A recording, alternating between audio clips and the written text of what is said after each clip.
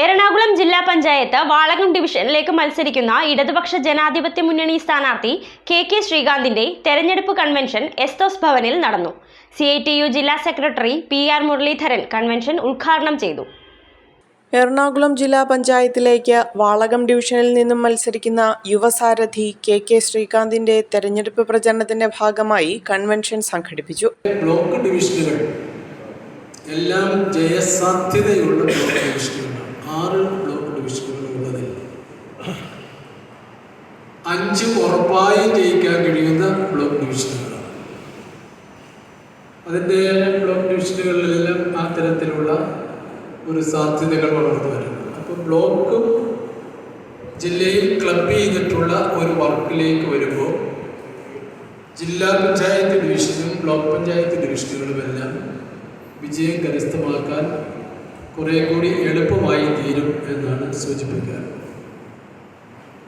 ഇനി ഇതിൻ്റെ ശ്രീകാന്തിനെ പരിചയപ്പെടുത്തിക്കൊണ്ടുള്ള ഒരു സപ്ലിമെൻ്റ് 2 ദിവസത്തിനകം നിങ്ങളുടെ എല്ലാം വാർഡുകളിലേക്ക് എത്തും. ആരാണ് കെ ശ്രീകാന്ത്? എസ്തോസ് ഭവനിൽ നടന്ന തെരഞ്ഞെടുപ്പ് കൺവെൻഷൻ CITU എറണാകുളം ജില്ലാ സെക്രട്ടറി PR മുരളീധരൻ ഉദ്ഘാടനം ചെയ്തു. കൺവെൻഷനിൽ CPIM Muvattupuzha area secretary Aneesh Mathew അധ്യക്ഷത വഹിച്ചു. മുൻ MLA മാരായ എൽദോ എബ്രഹാം, ബാബു പോൾ, CPI സംസ്ഥാന സെക്രട്ടേറിയറ്റ് അംഗം കെ അഷ്റഫ്, കൗൺസിൽ അംഗം KA നവാസ്, CPIM ഏരിയ കമ്മിറ്റി അംഗം KP രാമചന്ദ്രൻ, സ്ഥാനാർത്ഥി കെ ശ്രീകാന്ത് എന്നിവർ പങ്കെടുത്തു.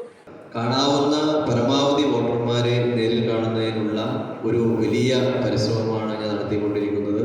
തീർച്ചയായും 51 വാർഡുകളുള്ള ഈ ഡിവിഷനിൽ മുഴുവൻ വോട്ടർമാരെയും നേരിൽ കണ്ട് വോട്ടഭ്യർത്ഥിക്കുക എന്നത് അസാധ്യമാണ് എന്ന് നമുക്കറിയാം.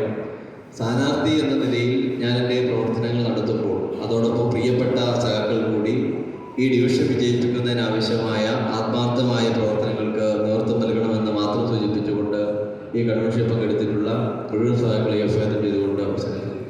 ആരെയും കൊതിയോടെ ഉണർത്തുന്ന ഹൈസയുടെ രുചിയും മണവും ഇനി നിങ്ങളിലേക്കും.